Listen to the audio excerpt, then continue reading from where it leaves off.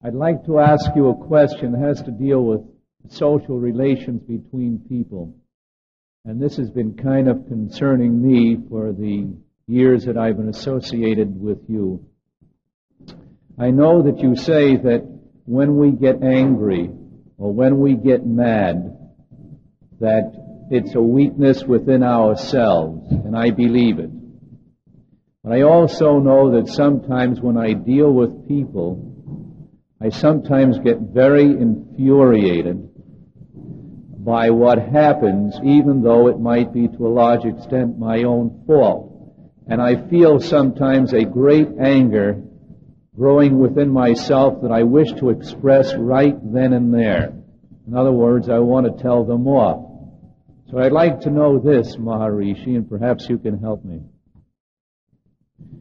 I know that when we do speak words that are negative in anger, they do pollute the environment. I also know if I hold this anger within myself, I will feel a great stress. So I'd like to know how best to handle it.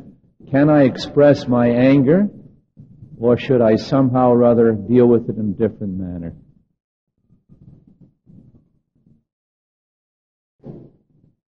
Yogastha Kuru Karmani. That is the formula for action.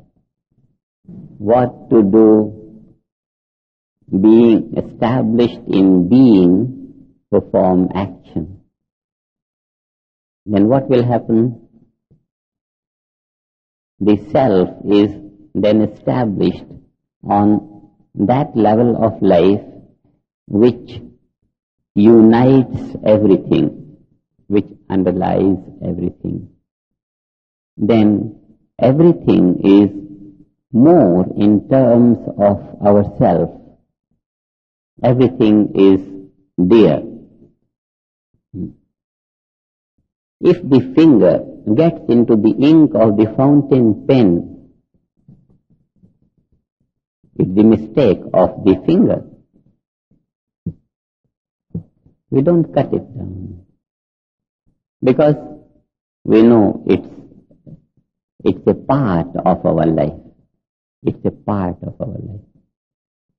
When our awareness of grows,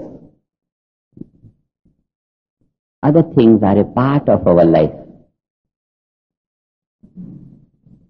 Even if this sense is missing, even if this sense is missing, that is a part of my life, that is a part of my life.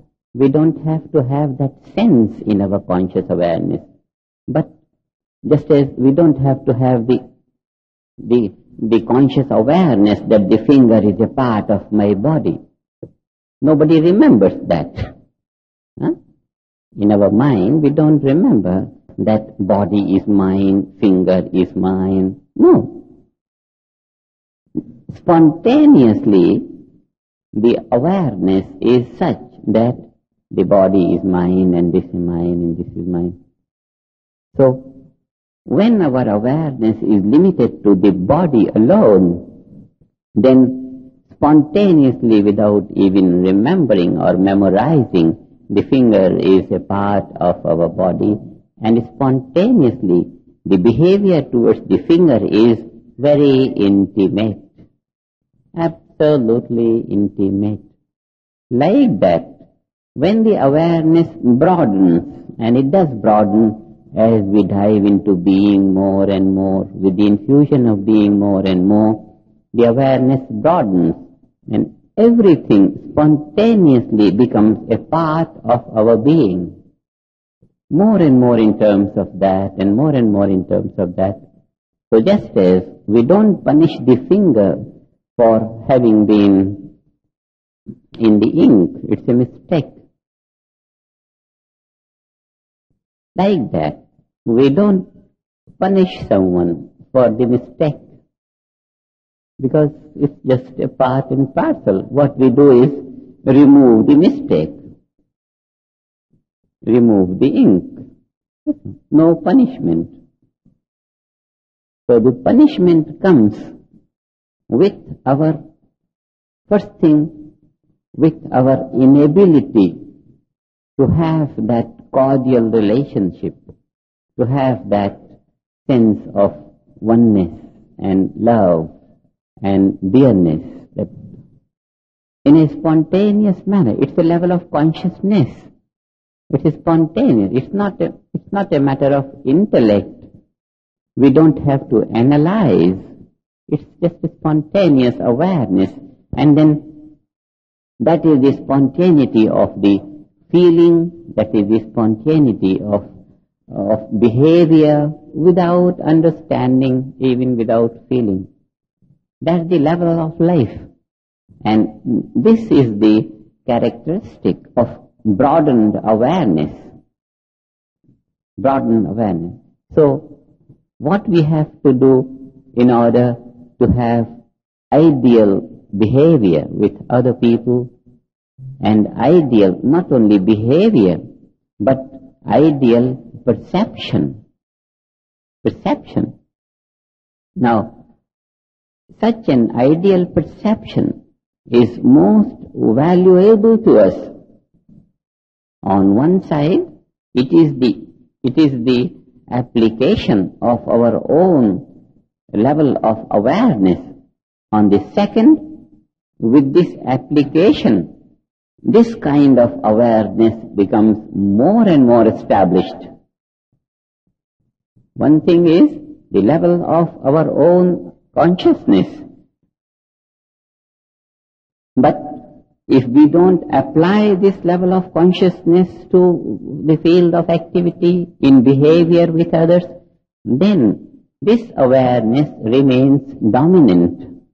It remains latent, even if it is our awareness, but then it must be applied, it must be used, and putting it to use, it gets stabilized in the field of action. And more stabilization of this level of awareness produces more and more fuller life, because fullness of life lies in harmony. The perception is more harmonious. On that level of harmonious perception, behavior is spontaneously harmonious. And this harmonious behavior, firstly, does good to our life in the environment. Secondly, it stabilizes, it integrates our inner value in the outside, both together. The environment becomes enriched and the life becomes enriched, and in a spontaneous manner. And this, our system of TM, that without any intellectual implication or emotional implication, the consciousness grows, the awareness becomes broadened, by the time it becomes unbounded, that unbounded awareness is the characteristic on which such a kind of natural behavior can be possible. Because once that awareness is there, established, behavior will always be ideal. Just as we behave with our body without thinking and even without feeling, in a very loving way, spontaneous way, so also we behave with everything else. And this is when the limited boundaries are broken, and they are not broken anywhere. Only the ignorance that limits our perception and that limits our behavior, in the sense that behavior becomes complicated, it's all due to the limitation of our awareness. And as we dive and as physiologically, as our stress is released, deep-rooted stresses are released, more and more spontaneously our nervous system, our body becomes capable of reflecting that pure awareness. More and more.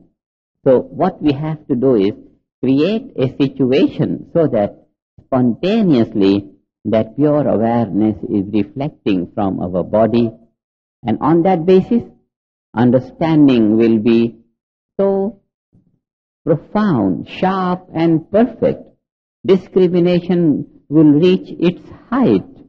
You don't have to think and analyze to discriminate. The whole thing is on the surface, because the deepest value of life is vibrating in your perception, in your feeling, in your understanding, and that translates into action. So the whole field of behavior is dependent on what we are, how small or how big, how limited or how broad we are in our awareness. And spontaneously, that is the level of behavior. Doesn't matter what. So, it's not only, you see, the life is wholeness. Life is wholeness. When we live life, we are living wholeness. And it's not possible to control wholeness by amending parts. Some aspect, anger or greed or this thing or that thing, these are the aspects.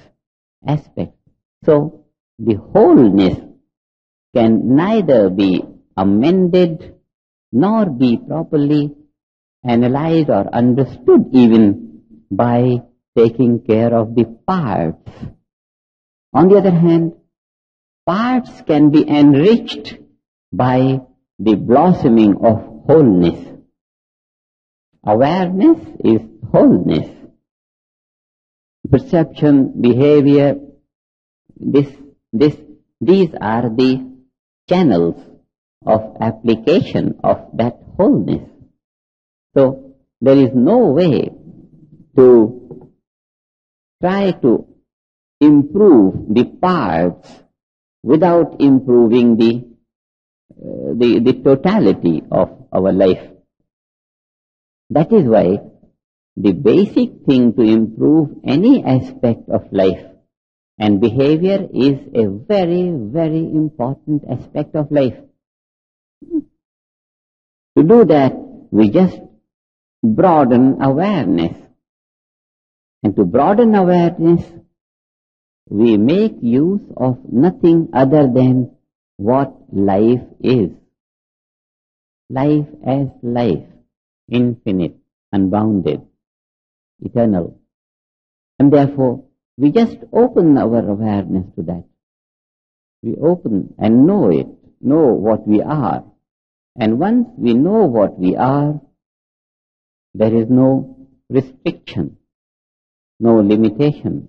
We just flow like, even though we flow in the waves, but we flow like an ocean, remaining stationary, yet ever flowing in high waves. The ocean never flows, but it flows in waves. Altogether it flows without altogether flowing. So when we behave established in that wholeness, behavior is compatible to that wholeness.